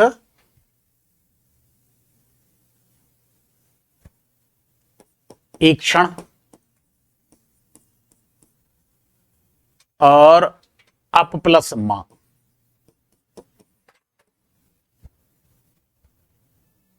नहीं अप प्लस मात्रा।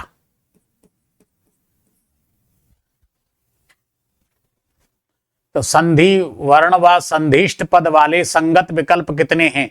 तो एक तो है साफ सत प्लस धर्म, और एक है प प्लस म।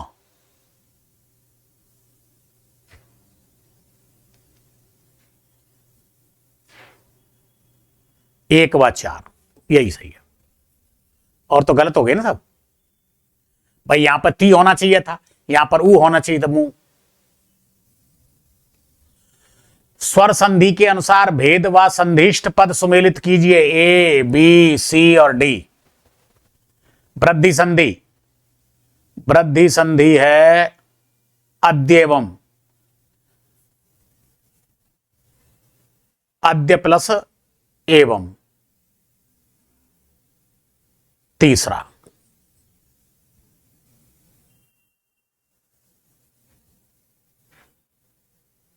यण संधि,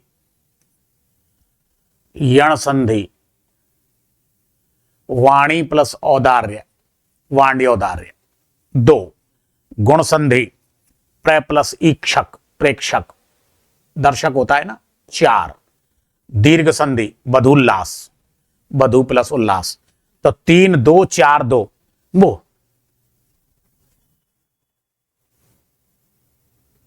एक होगा। 3 1 4 2, 3 1 4 2। निम्नलिखित में से असंगत संधिष्ट पद वाले विकल्प हैं।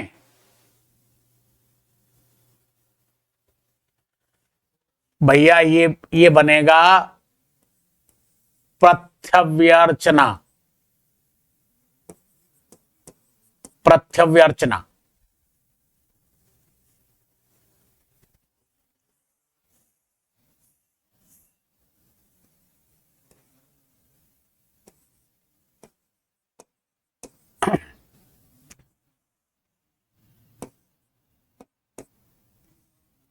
ये शब्द बनेगा कर्म प्लस इंद्रिय,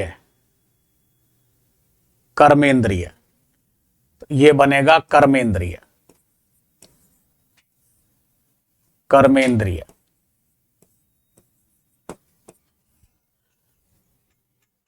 उत्तरायण अधय वस्त्र, अधय प्लस वस्त्र। तो निम्नलिखित असंगत संधिष्ट पद हैं 1 2। अब देखो ये उत्तरायण, इसको ये इस वजह से लोग गलत मानते हैं इसको उत्तरायण।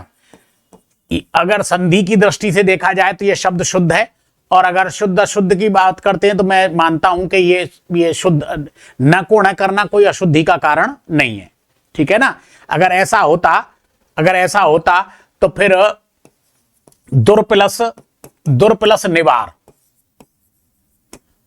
दुर्निवार क्यों नहीं हुआ। ठीक है ना, नियम वही काम कर रहा है। तो ये दुर्निवार, ये गलत है।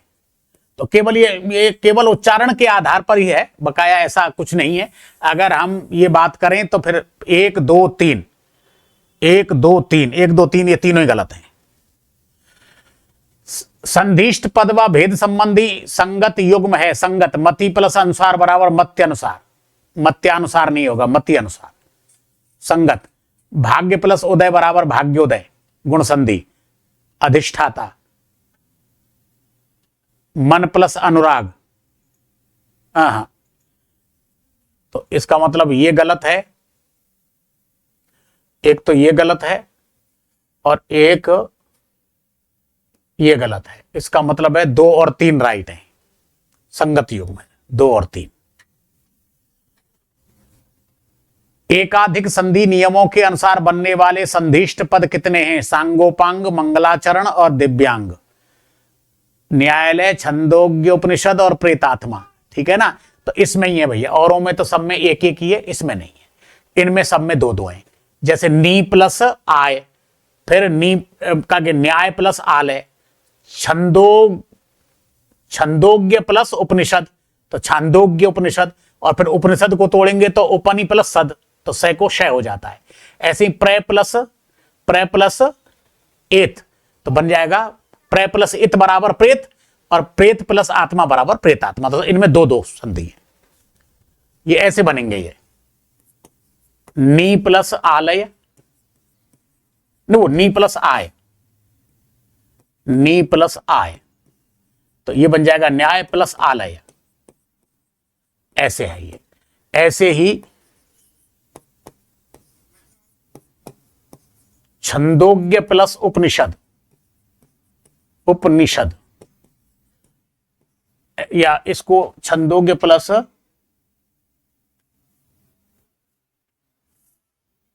उप प्लस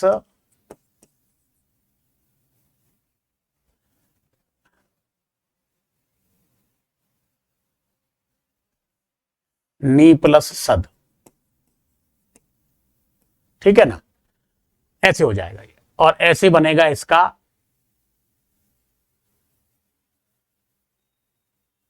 प्र प्लस इत, तो बन जाएगा प्रेत प्लस आत्मा, और शब्द बन जाएगा प्रेतात्मा। तो दो दो संधि है, तो राइट ऑप्शन केवल दो। समास व पहचान संबंधी असंगत विकल्प है। अव्ययी भाव समास का पूर्व पद प्रधान होता है, बिल्कुल सही बात है। तत्पुरुष समास का उत्तर पद प्रधान होता है। कर्मधारय के उत्तर पूर्व पद विशेषण और उत्तर पद विशेष्य होता है, बिल्कुल सही है। बहुब्रीहि समास के दोनों पद प्रधान नहीं, तो तीसरा पद प्रधान होता है, ये गलत है। असंगत समास विग्रह रूप को पहचानिए। दिव्य दर्शन, दिव्य है जिसके दर्शन नहीं, दिव्य है दर्शन जो। कुसुम जो कोमल है, कुसुम जो। वृद्धों के लिए आश्रम, नभ है जो अंकुर, तो ये है पहला है? नभ है जो अंकुर, वृद्धों के लिए आश्रम, कुसुम जो कोमल है।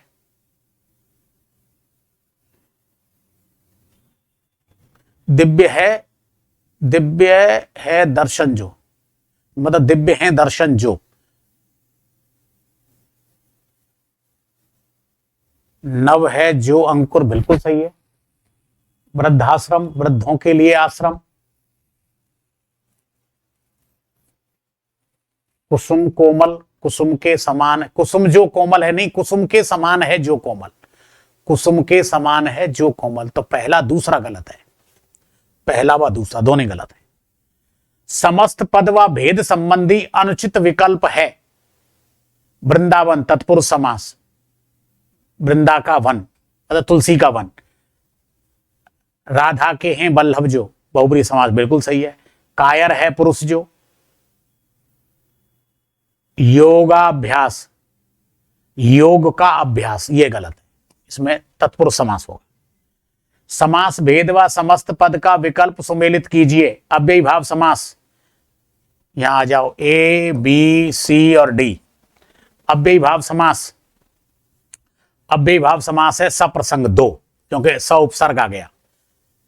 किसी भी उपसर्ग से बनने वाला शब्द समझ लेना। कर्मधारय समास, कर्मधारय समास प्रथम पद द्वितीय पद की विशेषता बतलाता है, प्रथम पद द्वितीय पद की विशेषता बतलाता है। वचन है अमृत जो, कैसे वचन के? अमृत वचन, तो चौथा। बहुब्रीहि समास, तीसरा अर्थ मिले। भारत के हैं इंदु जो, भारतेंदु हरिश्चंद्र कवि हैं, पहला। तत्पुरुष समास, हरि की कथा, तीसरा। तो 2 4 1 3, 2 4 1 3 पहला। शेषाशयी, शेषशाही शब्द में बहुब्रीहि समास है भैया। शेष पर हैं शयन करने वाले जो भगवान विष्णु। भिन्न समस्त पद है। मृगांक, मृग छोना, मृगनैनी, शाखा मृग, ये सब बहुब्रीहि समास है। मृग छोना, मृग का छोना तत्पुरुष समास है। असंगत युग में त्रियंबक बहुब्रीहि समास। दिव्य रूप, दिव्य है रूप जो, दिव्य है रूप जो। भूतेश्वर, भूतों का है ईश्वर जो, नहीं। प्रतिकृति, तो भूतेश्वर तीसरा। और त्रियंबक दिव्य रूप।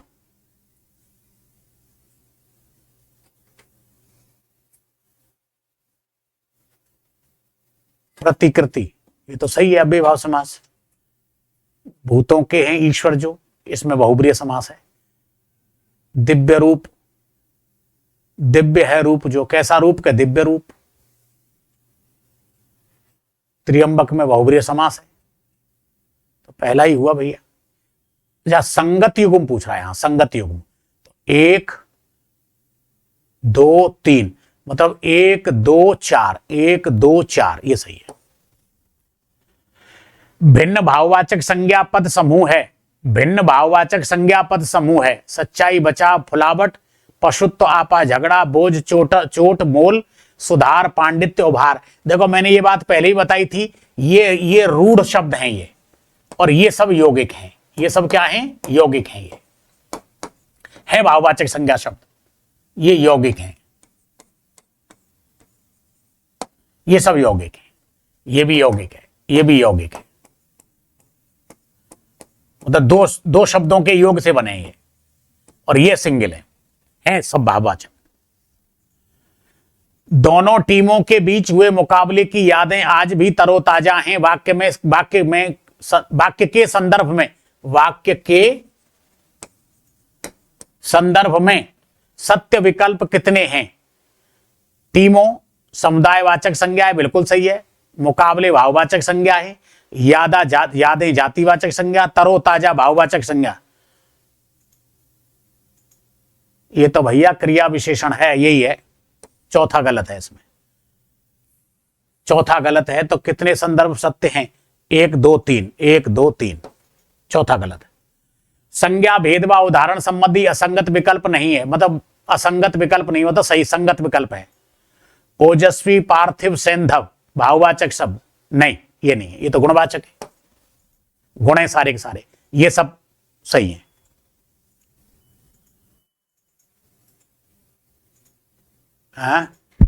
संज्ञा भेद व उदाहरण संबंधी असंगत विकल्प नहीं है।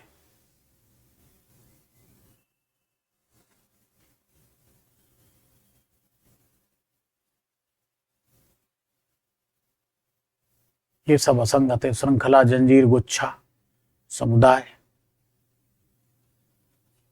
भाववाचक है।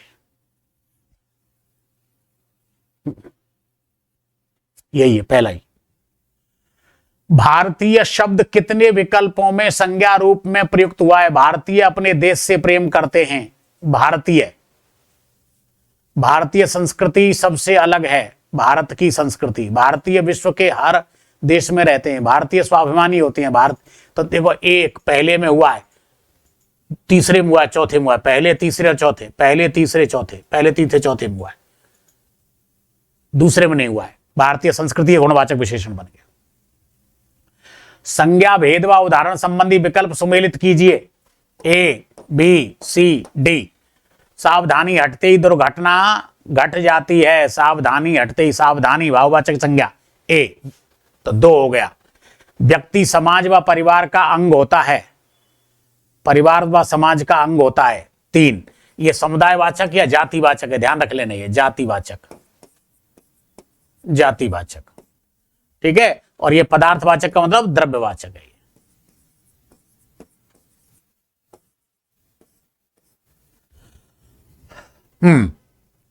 3, आज उसे भिक्षा में हीरे मोती मिले हैं। हीरे मोती पदार्थ। चौथा, हीरा मोती में गहरी मित्रता थी। हीरा मोती में, तो हीरा मोती, हीरा पन्ना, तो व्यक्तिवाचक संज्ञा पहला। तो 2 3 4 1, 2 3 4 1 तीसरा राइट है। भगत सिंह के बलिदान से हर कोई प्रभावित है, पर कोई भगत सिंह बनना नहीं चाहता। बिल्कुल सही बात है। वाक्य में संज्ञा में भेद है, संज्ञा के भेद हैं,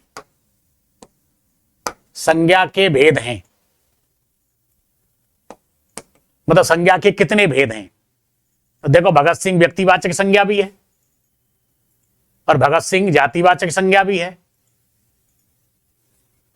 और बलिदान से प्रभावित भाववाचक समुदाय नहीं है। चौथा, तो 1 2 3, 1 2 3 ये है। औती प्रत्यय से बना भिन्न यौगिक भाववाचक संज्ञा शब्द है बापोती, मतलब बपोती, बाप प्लस औती, और सब में ये सब क्रियापद हैं और ये संज्ञापद है। आप सर्वनाम शब्द का भिन्न प्रयोग हुआ है। शर्मा जी सावधान रहना, आप यहां अभी नए हैं, तो आप यहां उत्तम, मतलब ये मध्यम पुरुष के रूप में हुआ है। वहां सावधान रहिएगा, आप उसे जानते नहीं है, मध्यम पुरुष। दादाजी को संभालो, आप बीमार हैं।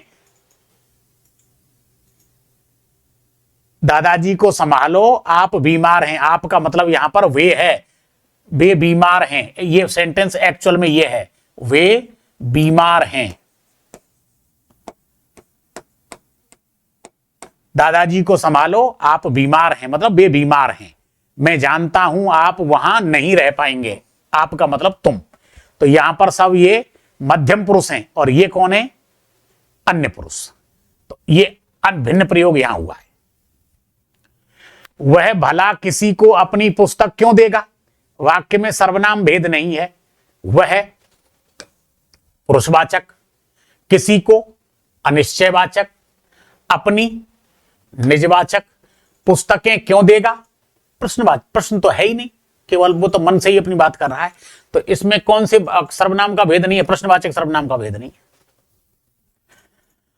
मैंने, देखो यहां प्रश्नवाचक तब होता कि मैं उसे अपनी पुस्तकें क्यों दूं, ठीक है ना। और यहां क्यों प्रश्नवाचक सर्वनाम होता भी नहीं है। सर्वनाम, पुरुषवाचक सर्वनाम कौन कौन से? कौन और क्या, ठीक है ना। क्यों नहीं है? मैंने आपके यहां उसे देखा था, वाक्य में सर्वनाम भेद है। मैंने आपके यहां उसे देखा था, वाक्य में सर्वनाम भेद है। तो मैंने आपके यहां उसे देखा था, वाक्य में सर्वनाम का भेद है। आपके यहां, मैंने आपके यहां उसे देखा था, तो मैंने आपके यहां उसे, तो पुरुषवाचक सर्वनाम ही सारे के सारे। वह कौन होगा जो अपने प्राण संकट में डालकर हमें बचाने आएगा, वाक्य में सर्वनाम भेद है। वह है पुरुषवाचक। कौन अनिश्चयवाचक, कौन अनिश्चयवाचक। वह कौन होगा, अच्छा वो तो प्रश्नवाचक।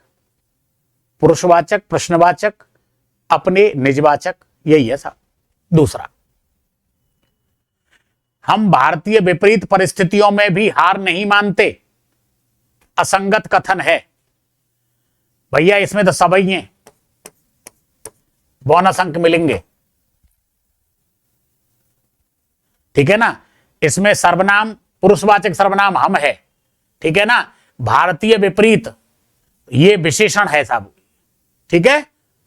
और परिस्थितियां ये भाववाचक संज्ञा है, और हार भी भाववाचक संज्ञा है। और क्रिया सकर्मक है, क्योंकि हार को नहीं मानते। चारों के चारों ही राइट है। सुंदर दिखना महिलाओं की चाहत होती है, बलिष्ठ दिखना पुरुषों की चाहत होती है, बिल्कुल। तो इसमें वाक्य में संज्ञा भेद हैं, जातिवाचक और भाववाचक दोनों हैं, 1 व 3, व्यक्तिवाचक नहीं है। वह असहाय था पर आत्मनिर्भर भी था, वाक्य में प्रयोग नहीं हुआ। वह असहाय था पर आत्मनिर्भर था। तो देखो 2 विशेषणों का प्रयोग हुआ है। वह एक विशेष्य का प्रयोग भी हुआ है और विशेषण का भी प्रयोग हुआ है। मतलब 2 विशेषण, एक विशेष्य और विशेषण। तो 2 विशेष्य का प्रयोग नहीं हुआ है, क्योंकि 2 विशेष्य है ही नहीं यहां पर। शत्रु के सामने गिड़गिड़ाना वीर को शोभा नहीं देता, वाक्य में संज्ञा भेद नहीं है। शत्रु के सामने जातिवाचक संज्ञा है, गिड़गिड़ाना भाववाचक संज्ञा है, वीर जातिवाचक संज्ञा है। तो व्यक्तिवाचक संज्ञा का प्रयोग नहीं हुआ है।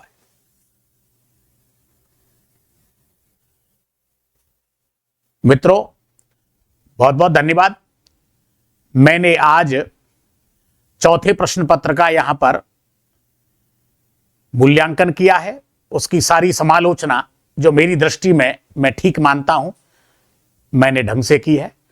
और मैं अपेक्षा रखता हूं कि आप मेरी इस समीक्षा से, मेरे इस पुनर्मूल्यांकन से, मेरे सॉल्यूशन से आप लाभान्वित होंगे।